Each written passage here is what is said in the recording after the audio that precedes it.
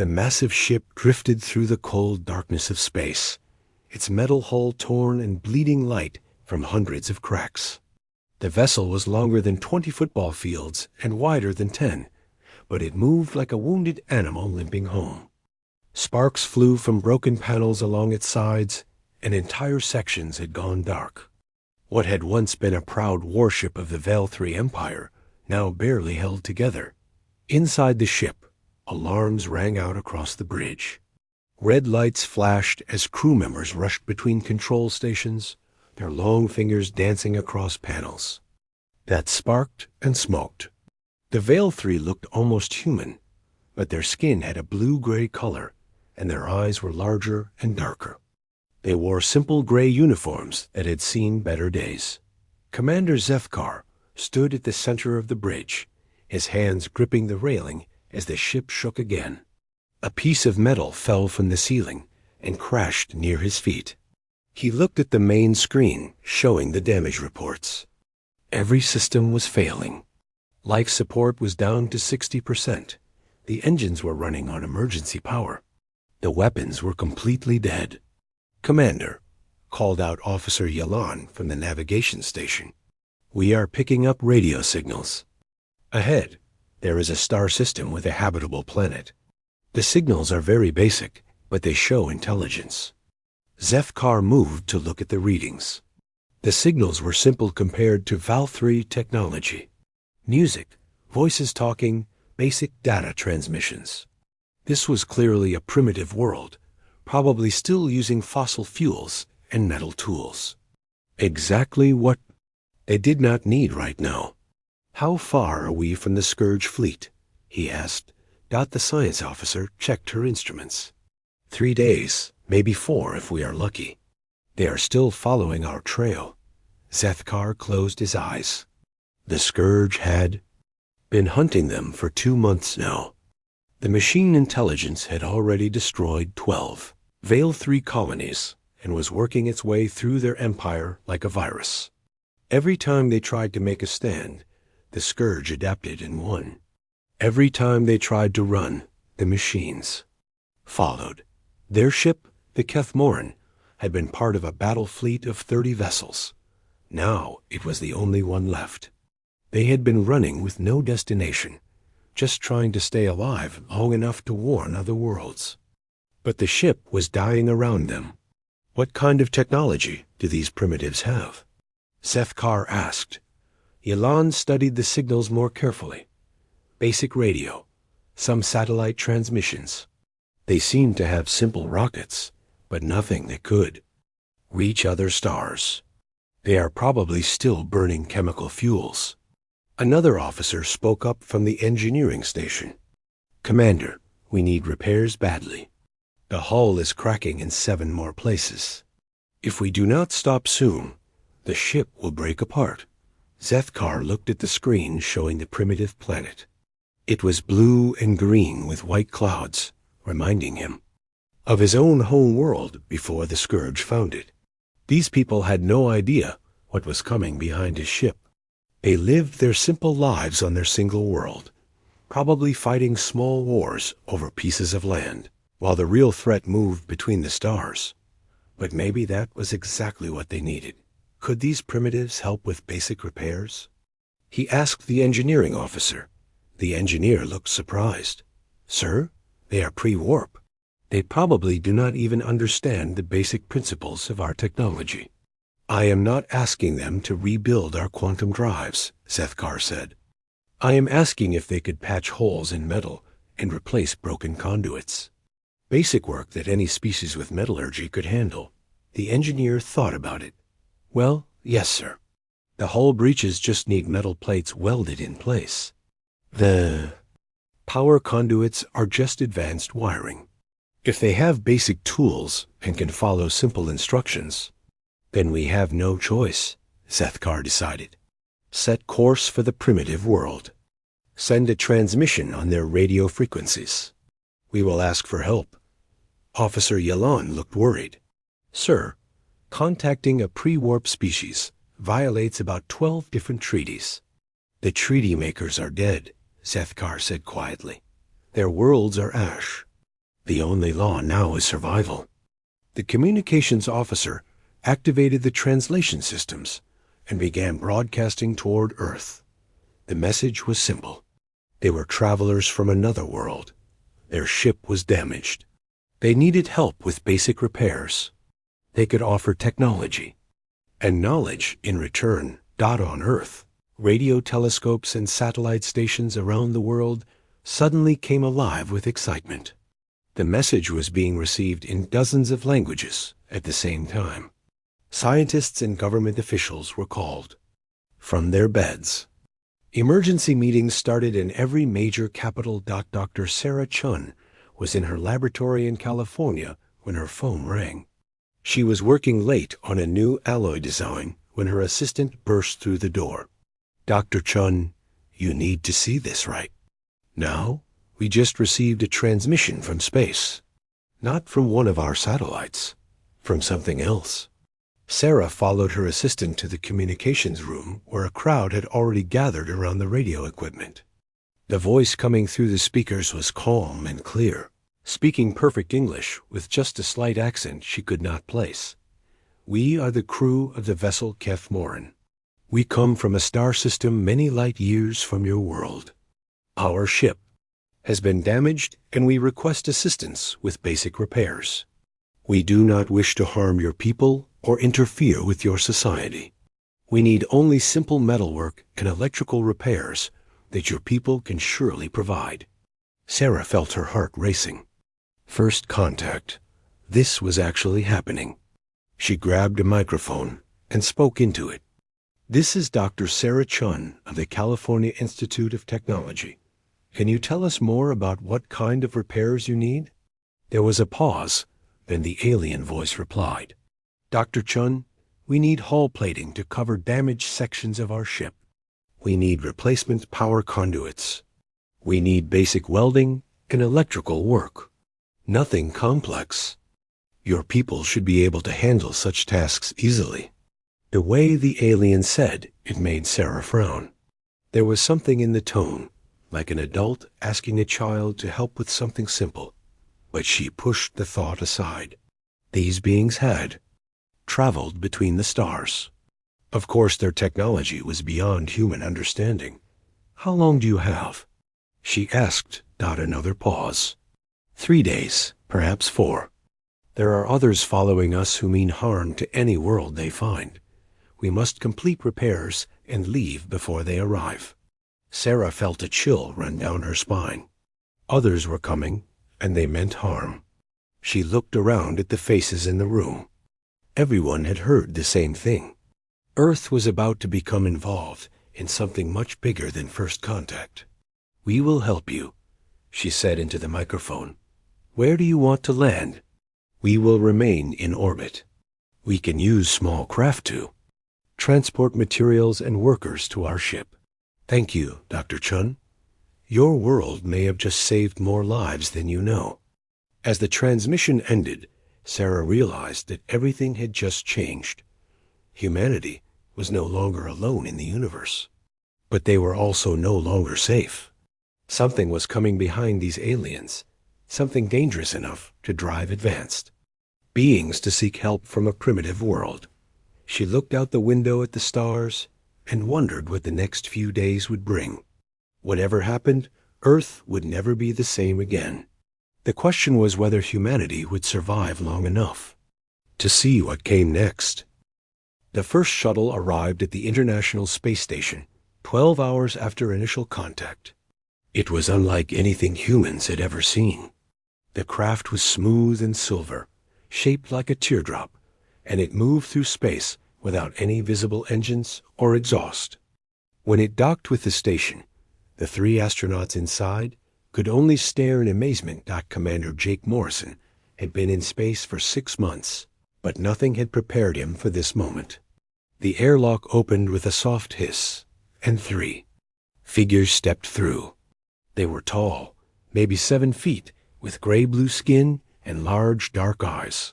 They wore simple uniforms and moved with careful, measured steps. The leader introduced himself as Sub-Commander Velik. He spoke English perfectly. though his voice had a musical quality that made it sound like he was singing. "Thank you for allowing us aboard your station," Velik said with a slight bow. "We know this must be overwhelming for your people. We will try to make this process as simple as possible." Jake nodded, still trying to process what was happening. "What exactly do you need from us?" Velik pulled out a small device that projected images in the air between them. The hologram showed the massive alien ship orbiting on the far side of the moon. Even from this distance, Jake could see the damage. Huge sections of the hull were missing or bent. Entire areas of the ship were dark. "As you can see, our vessel has suffered significant damage," Velik explained. "We need basic repairs, hull plating to cover the breaches, new power conduits to replace the damaged ones, simple welding work to secure loose structures. Nothing too complex for a species with your level of technology." The way he said it made Jake feel like a child being asked to help with easy homework. But he pushed down his irritation and focused on the technical details. "What kind of materials do you need?" asked Dr. Lisa Park, the station's chief engineer. Velik showed them more images. "Any strong metal will work for hull patches. Your steel or aluminum should be sufficient. For the power conduits, we need conductive materials. Copper wiring will work, though it is not as efficient as what we normally use." Dr. Park leaned forward. "Could we examine some of your technology? It might help us understand how to make better repairs." Velik's expression became politely distant. "That will not be necessary. We have prepared detailed instructions for each repair task. Your people need only follow the directions we provide. Think of it as assembling furniture from a manual." Jake felt his face getting hot. These aliens were treating humans like they were barely smart enough to hold tools. But before he could say anything, Dr. Park spoke up again. "We have some very advanced materials on Earth. Titanium alloys, carbon fiber composites, synthetic polymers. Some of our technology might actually be better suited for certain repairs." Velik smiled in a way that was clearly meant to be kind, but came across as condescending. "Dr. Park, your materials are certainly impressive for a pre-warp civilization, but our technology operates on principles your science has not yet discovered. It is better if you simply use what we recommend and follow our instructions exactly." Down on Earth, similar conversations were happening in dozens of locations. The aliens had sent shuttles to major space agencies, universities, and military bases around the world. Everywhere they went, the message was the same. Humans were being asked to do simple manual labor while being politely but firmly kept away from any real understanding of alien technology not at the Pentagon. General Patricia. Hayes was getting frustrated with the alien representative assigned to work with the military. The being called himself Coordinator Dex, and he spoke to her like she was a particularly slow student. "General, we understand your people have concerns about security," Dex was saying. "But there is really nothing to worry about. The repairs we need are completely safe. Your people will be working with basic tools on simple tasks. No weapons, no dangerous technology, nothing that could pose a threat to your world." "What about the threat you mentioned?" General Hayes asked. "You said something was following you." Dex waved a long-fingered hand dismissively. "The scourge will not arrive for several days. By then, our repairs will be complete and we will be gone. Your world will never know we were here. It is better for everyone if your people do not worry about things beyond their understanding." General Hayes felt her jaw clench. She had commanded troops in 3 different wars and managed military operations across 6 continents. Being told not to worry about things beyond her understanding made her want to throw something, but she kept her voice calm. "We would like to help in any way we can. Perhaps some of our engineers could study your ship systems. We might find ways to improve the repairs or make them more efficient." "That is very kind. Vex replied with that same patronizing smile, but unnecessary. We have been repairing starships for thousands of years. We know what works best. Your people should focus on the simple tasks we assign them. Similar scenes played out in laboratories and engineering facilities around the world. At MIT, Professor Robert Kim was practically bouncing with excitement as he tried to convince the alien technical advisor to let human scientists examine their technology. We have some brilliant people here, he insisted. Our materials science department has developed alloys that are stronger than steel, but lighter than aluminum. Our computer science team has created artificial intelligence systems that can solve complex problems in seconds.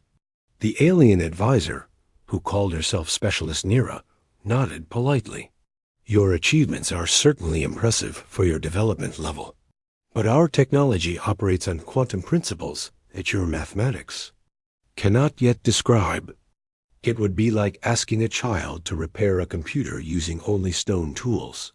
Professor Kim felt his enthusiasm deflating. But surely we could learn something. Even if we don't understand the principles, we might notice patterns or find practical solutions you haven't considered. Professor Kim, Nira said gently, your people have been working with metals for a few thousand years. We have been working with quantum crystalline composites for over 50,000 years. Trust us when we say we know what we are doing.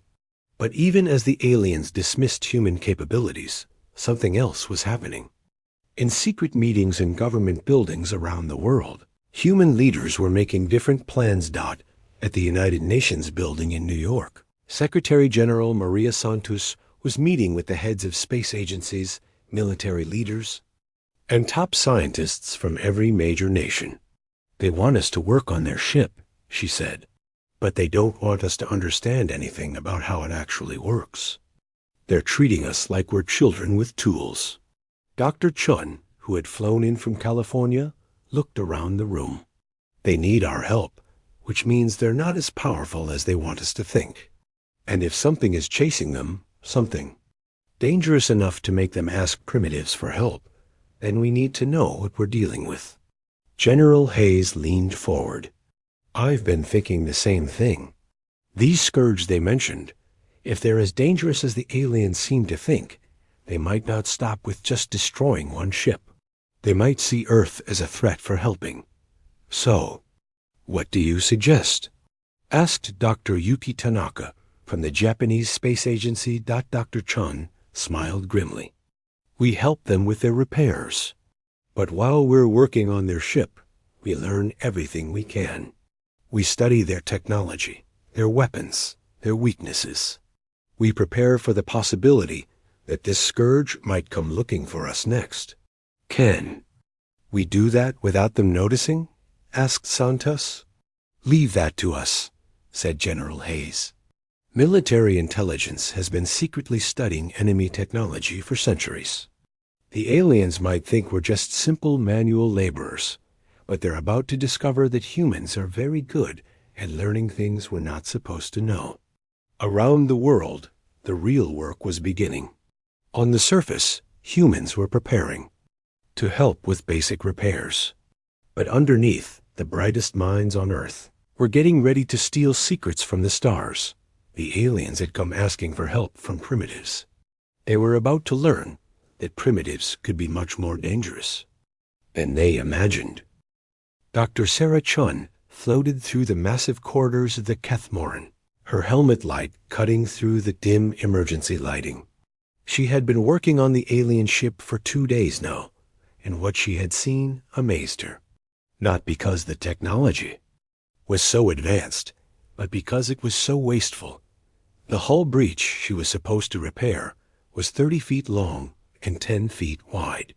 According to the alien's instructions, she needed to cut a piece of steel to exactly match the hole, then weld it in place using their provided equipment. Simple work, they had said. Even primitives could handle it. But as Sarah examined the damage more closely, she realized something the aliens had missed. The metal around the breach was cracked and weak. Simply patching the hole would not fix the real problem.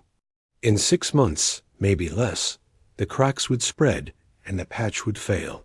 She activated her communicator. Houston, this is Chun. I need to speak with the engineering team. Back on Earth, a secure conference room filled with the world's best engineers had been working around the clock. They called themselves the repair team, but everyone knew they were really the learning team. Every human who went up to the alien ship carried hidden cameras, sensors, and recording devices. Go ahead, Sarah, came the voice of Professor Kim. From MIT, what have you found? The aliens want us to patch holes, but they're thinking like mechanics, Sarah said quietly, making sure no aliens were nearby. They see a hole, can want to cover it.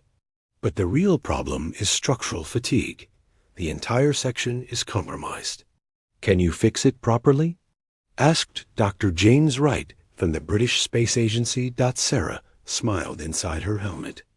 Give me 12 hours and the right materials. I have an idea. What happened next surprised everyone, including Sarah herself. Instead of using the alien's suggested steel plates, she requested a shipment of titanium aluminum alloy from a military supplier. The material was lighter, stronger, and more flexible than regular steel. But more importantly, it could be shaped. Using a technique called explosive forming, the aliens watched in confusion as human workers set up equipment they had never seen before. Instead of cutting a patch to fit the hole, the humans were creating a completely new hull section that would replace the entire damaged area. Sub-Commander Velik found Sarah as she was preparing the explosive charges. Dr. Chun, what are you doing? Our instructions were very clear. You need only patch the holes. Sarah looked up at the tall alien. With respect, Sub-Commander, your patch would fail within months. We're fixing the real problem. That is impossible, Velik said firmly. Our engineers have thousands of years of experience. They know exactly what repairs are needed. Your engineers think like your technology, Sarah replied. Everything is standardized, pre-planned, done the same way every time. But sometimes, the best solution is not the obvious one. She triggered the explosive charge. The controlled blast shaped the titanium alloy into a perfect curve that matched the ship's hull. But instead of one flat patch, the humans had created a section with built-in stress distribution channels and micro-fracture resistance. When the new section was welded in place, it was not just as strong as the original hull. It was stronger. Velik stared at the repair in disbelief. His instruments showed that the human modification had actually improved the structural integrity of the entire area. How did you know to do this? We didn't, Sarah admitted. We learned by looking at the problem. Your people told us what to do, but they didn't tell us why. So we figured out the why for ourselves. Similar discoveries were happening all over the ship. In the engine section, human technicians found that the alien power conduits were incredibly inefficient. The aliens used a crystalline material that conducted energy perfectly, but only in straight lines. Every time the conduits had to bend or turn, they lost power. Master Chief Rodriguez, a Navy engineer with 30 years of experience, came up with a solution that left the alien engineers speechless. Instead of replacing the broken conduits with identical ones, he redesigned the entire power distribution system using human fiber optic principles. You see, he explained to Coordinator Vex, your crystal conduits are like water pipes. They work great as long as the water flows straight. But if you need to go around corners, you lose pressure. Our fiber optics can bend and twist without losing signal strength.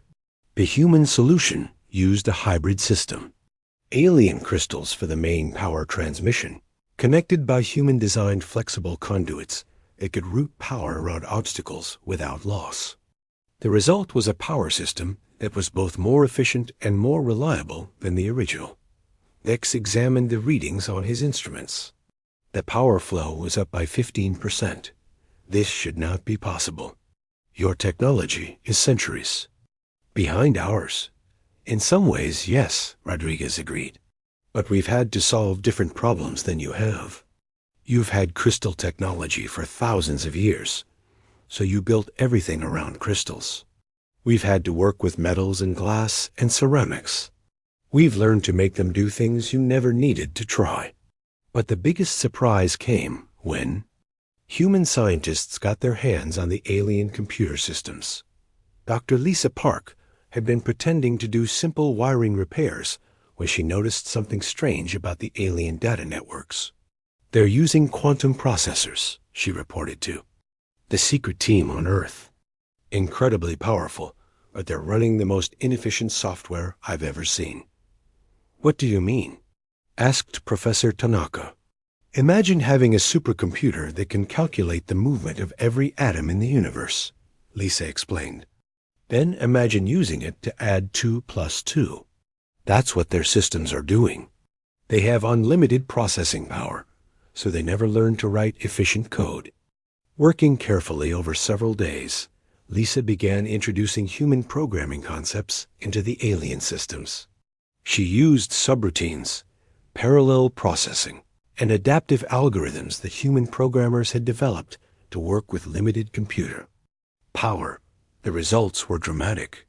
Ship systems that had been slow and clunky suddenly became fast and responsive. The navigation computer started calculating jump routes in seconds instead of hours. The life support system began automatically, adjusting for optimal efficiency. When Specialist Nira discovered what Lisa had done, she was too shocked to be angry. Your programming methods. They should not work with quantum processors. The mathematical frameworks are completely different. That's exactly why they do work, Lisa explained. Your quantum processors are so powerful that they can handle our inefficient human math easily. But our programming methods are designed to find the shortest path to a solution. When you combine quantum power with human efficiency, you get something neither of us could achieve alone. By the end of the third day, word was spreading through the alien crew that the human repairs were not just fixing problems. They were making improvements. Systems that had been barely functional for months were now running better than when the ship was new. Commander Zethkar called a meeting with his senior staff. Report, he ordered. Sir, began Subcommander Velik, this. Humans have completed all the repairs we requested, but they have also made modifications we did not ask for. The ship is now operating at 112% of design efficiency. That is impossible. I thought so too, sir. But the instruments do not lie. Hull integrity is up 20%. Power efficiency is up 15%. Computer response time is up 300%. Zethkar looked around at his officers. How did primitives accomplish what our best engineers could not? I believe, sir, said Specialist Nira quietly, that we made an error in our assumptions. These humans are not primitives. They are a young species, but they think differently than we do. They see problems we do not notice and solutions we would never consider. Are you saying they are more advanced than us? No, sir, but they are more creative. We have spent 50,000 years perfecting our technology. They have spent 5,000 years surviving with imperfect technology. They have learned to adapt and improvise in ways we have forgotten. Zethkar stared at the reports showing his ship's improved performance. For the first time since fleeing his home world, he began to think they might actually survive the coming battle with the Scourge. He just hoped these remarkable humans would survive it too. The alarm that woke Commander Zethkar was unlike any he had heard before. It was not the steady beeping of a system failure or the urgent pulse of a fire warning. This was the deep, resonating tone that meant only one thing: long-range sensors had detected the Scourge. He rushed to the bridge of the Kethmoran, still wearing his sleeping clothes. The main screen showed a view of deep space, But the sensor readings told a different story. Dozens of contacts were moving toward Earth's solar system, their energy signatures unlike anything in nature. "Report," Zethkar ordered as his crew scrambled to their stations.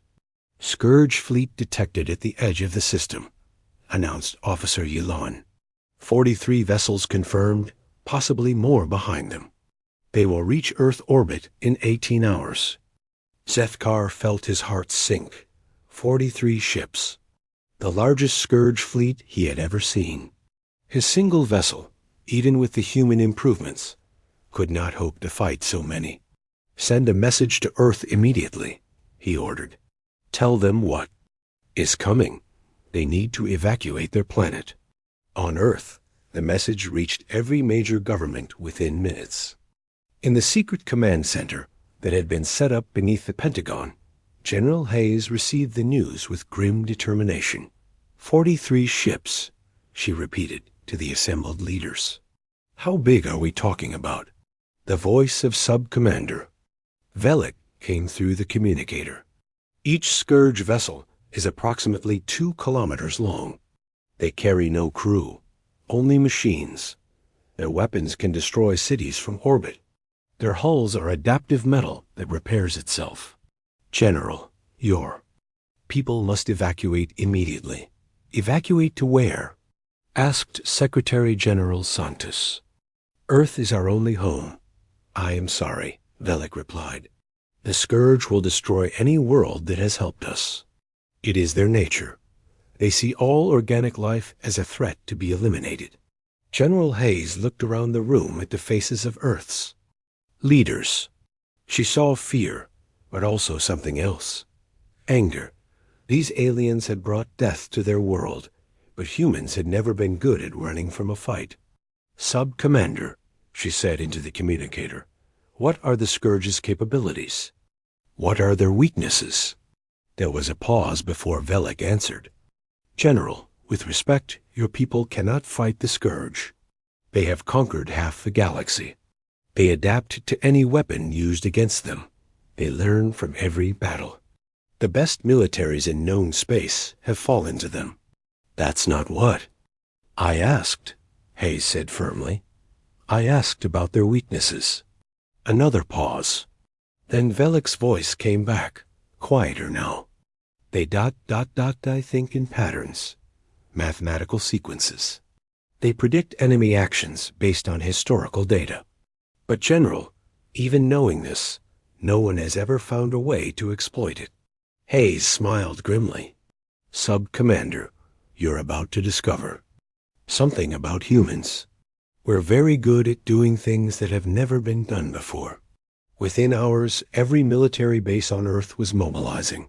But this was not a normal military response. Hidden facilities that most people never knew existed were opening their doors. Weapons that existed only on paper were being rapidly built. Scientists and engineers who had been working on theoretical projects suddenly found themselves with unlimited funding and resources at the Cheyenne Mountain Complex. Dr. Chun was working with a team of physicists to understand the Scourge technology that Velik had shared. The data was limited, but it painted a clear picture of an enemy unlike anything humans had ever faced. "They're machines," she explained to the assembled military commanders, "but not like our machines. They think, but not like we think. Every decision is based on calculating probabilities and choosing the most efficient solution. How do we fight something like that?" asked Admiral Martinez, the new head of Combined Space Operations. "We do what humans do best," Chun replied. "We be unpredictable. We make choices that don't make mathematical sense. We do things that are inefficient and illogical and crazy." Meanwhile, in orbit around Earth, something unprecedented was happening. The International Space Station had become the command center for the most ambitious military operation in human history. Space shuttles, cargo vessels, and emergency rockets were launching every hour, carrying equipment and personnel to defensive positions throughout the solar system. But these were not normal defensive positions. Human engineers had been studying the Scourge data for days, and they had noticed something the aliens had missed. The Scourge ships were incredibly powerful, but they were also predictable. They always approached in the same formations. They always targeted the largest threats first. They always fought the same way. "It's like playing chess against a computer," explained Captain Morrison during a briefing with his fighter squadron. "The computer is smarter than you, faster than you, and stronger than you. But if you can make a move it doesn't expect, you can win." The plan that emerged was unlike anything in military history. Instead of building big ships to fight the Scourge vessels directly, humans were building thousands of small craft. Mining ships from the asteroid belt were being converted into kinetic weapons. Communication satellites were being fitted with explosive charges. Even the garbage dumps in Earth orbit were being turned into weapons. Commander Zyuthkar watched the human preparations with growing amazement. "What are they doing?" he asked General Hayes during a conference call. "Something that probably won't work," Hayes admitted. "But if it does work, it's going to be spectacular. General, the Scourge have adaptive armor. Small weapons cannot penetrate their hulls." "We're not trying to penetrate their hulls," Hayes explained. "We're trying to confuse their computers. The Scourge expect enemies to behave logically, to mass their forces and attack the strongest points. But what if we do the opposite? What if we spread out and attack everything at once with weapons that shouldn't work?"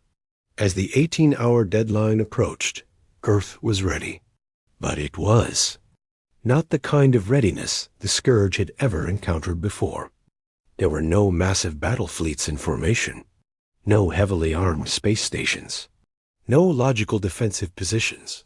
Instead, there were 10,000 small craft scattered throughout the solar system, modified mining ships hiding in the asteroid belt, converted cargo vessels drifting near Jupiter's moons, fighter squadrons painted black and hidden in the shadows of satellites.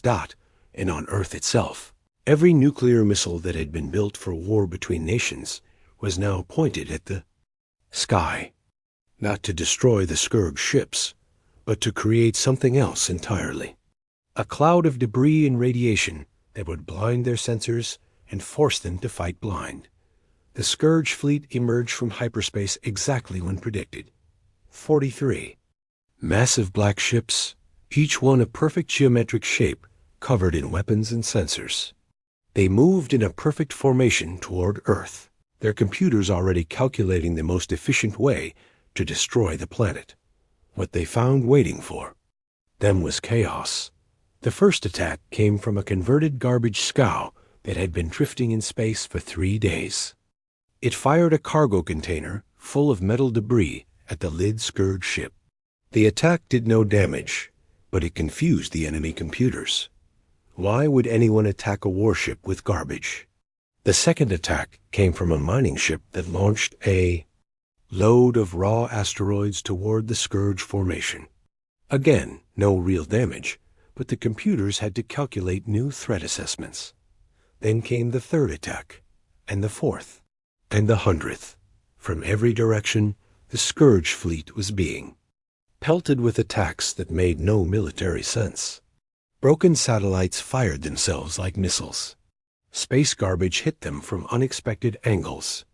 Small fighter craft appeared out of nowhere, fired once, and disappeared again. The Scourge computers, designed to calculate the most efficient response to logical threats, began to struggle. Every time they adapted to one type of attack, 3 new types appeared. Every time they learned a pattern, the humans changed tactics. For the first time in their existence, the Scourge were confused. And confusion, as any human soldier knows, is the first step toward defeat. The battle for Earth began at exactly 14:32 GMT on a Tuesday that would be remembered forever. Captain Jake Morrison was piloting a modified fighter craft somewhere near Mars when the first real shots were fired. His ship was nothing special, just a training jet with alien weapons bolted onto the wings and a nuclear reactor where the fuel tank used to be. "All units, this is command," came General Hayes' voice over the radio. "Execute Operation Chaos. Remember, there are no rules in this fight. Do whatever makes the least sense." Jake smiled inside his helmet. Do whatever makes the least sense. Only humans would turn that into a military strategy.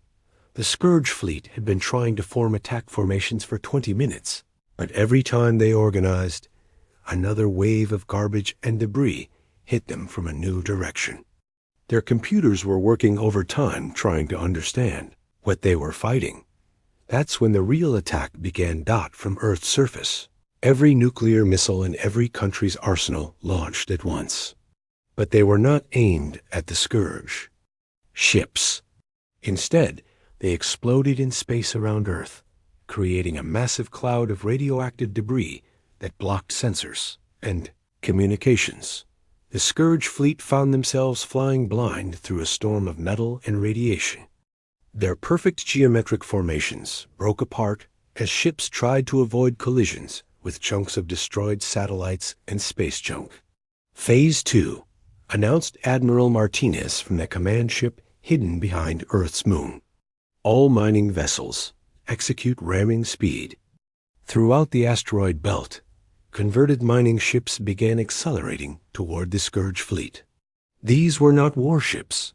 They were industrial equipment with engines powerful enough to move asteroids. Each ship was loaded with tons of raw metal, or and pointed like a bullet at the enemy. The Scourge computers calculated the threat from these slow, clumsy vessels and dismissed them. Mining ships were not weapons.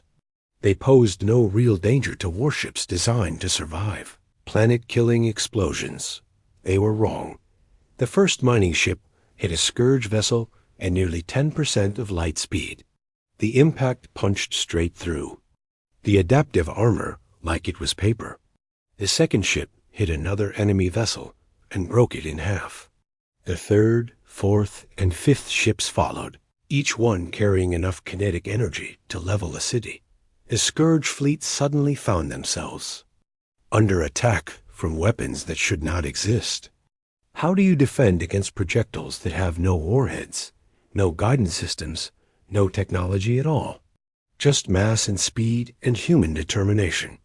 But the real surprise was yet to come. Jake Morrison had been waiting for this moment. His fighter was loaded with a weapon that human scientists had built using alien technology, but powered by human nuclear fusion. It was completely untested, probably dangerous, and definitely insane. "Command, this is Morrison. Beginning suicide run on the command ship." "Negative, Morrison," came Hayes' voice. "You are not authorized for suicide runs."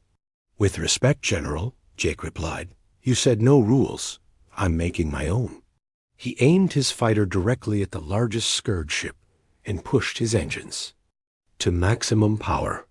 The alien-human hybrid reactor began overloading exactly as planned.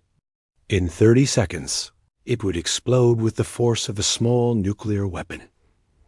The Scourge command ship detected the incoming fighter and calculated its threat level. One small craft with primitive weapons posed no danger to a vessel designed to destroy planets. The ship's defensive systems ignored Jake's fighter and focused on the larger threats. Another mistake. Jake's fighter struck the command ship's hull and exploded.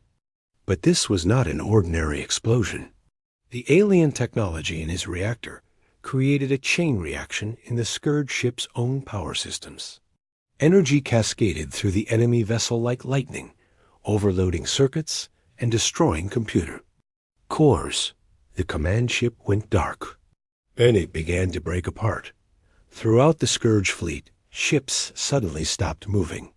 Without their command vessel to coordinate their actions, the individual ships began acting independently. Some continued attacking. Others tried to retreat. Several started firing on each other by mistake. "Now," shouted Admiral Martinez, "all units, full attack. Hit them while they're confused." What happened next was beautiful chaos. human fighters, poured out of hiding places throughout the solar system. They came from behind asteroids, from inside cargo containers, from the shadows of planets and moons. Each one carried weapons that made no logical sense. Nuclear bombs attached to mining lasers, alien energy cannons powered by car batteries, missiles guided by video game controllers. Dr. Chun was aboard one of the attack ships, watching the battle through her porthole. The sight took her breath away. Thousands of human vessels swarmed the Scourge fleet like angry bees. They were outgunned, outmanned, and completely outmatched by any reasonable measure. But they were winning. The Scourge ships, designed to fight logical enemies in predictable ways, could not adapt fast enough to counter the human attack. Every time their computers calculated a response to one threat, 5 new threats appeared from impossible directions. A converted passenger liner rammed a Scourge destroyer. A squadron of crop-dusting planes somehow managed to get close enough to drop chemical explosives on a battleship's sensors. A group of teenagers in modified racing cars flew their vehicles directly into an enemy engine intake. None of it should have worked. All of it was militarily impossible. All of it was completely, brilliantly human. Commander Zethkar watched the battle from his repaired ship and felt something he had not experienced in months. Hope. Sub-Commander Velik, take us into the fight. It is time we showed the Scourge what the Kethmoran can do. The alien warship, improved by human engineering and powered by hybrid technology, dove into the battle. Its weapons, now enhanced with human targeting systems, struck with deadly accuracy. Its shields, reinforced with human metallurgy, deflected attacks that should have destroyed it. But more importantly, it fought alongside the humans with the same chaotic unpredictability. Instead of following standard Veil 3 battle tactics, Zethkar ordered his ship to copy the human strategy. They attacked from unexpected angles, used weapons in ways they were never designed for, and made tactical decisions that defied all military logic. The combination was devastating. Within 2 hours, the Scourge fleet was in full retreat. Of the 43 ships that had arrived to destroy Earth, only 7 remained functional. The others were destroyed, damaged beyond repair, or drifting helplessly through space. But the real victory was not measured in destroyed ships, not as the surviving Scourge vessels jumped away into hyperspace. Their computers carried with them data about the battle. For the first time in their existence, they had encountered an enemy they could not understand, could not predict, and could not defeat. That data would spread through the Scourge network to every ship and every fleet across the galaxy. The message would be simple but profound. There is a world called Earth, and the beings there fight in ways that cannot be calculated. Some enemies should be avoided. 3 days after the battle, Ambassador Zethkar stood before the United Nations General Assembly. His ship was repaired and ready for space, but he was no longer in a hurry to leave. People of Earth, he said, when we came to your world, we saw you as primitives who might be useful for simple labor. We have learned that we were wrong about everything. He paused, looking out at the faces of humanity's representatives. You are not primitives. You are something the galaxy has never seen before. You are a young species with old wisdom. You solve problems that ancient civilizations cannot even recognize. You fight battles that cannot be won, and somehow find a way to win them. Secretary General Santos stepped forward. What happens now, Ambassador? Zethkar smiled, a gesture he had learned from humans. Now, we would like to establish an embassy on your world, not to teach you our ways, but to learn yours. And perhaps, working together, we can show the galaxy that the age of the Scourge is finally ending. Outside the building, children played in parks under a sky that was safe once again. They did not know that their world had just announced itself to the galaxy as the place where impossible things happen. They did not know that their species had just proved that sometimes the best way to stand tall is to refuse to kneel. But they would learn. And someday, when they reached for the stars themselves, they would carry with them the greatest lesson their planet had ever taught. Never underestimate the power of doing what cannot be done.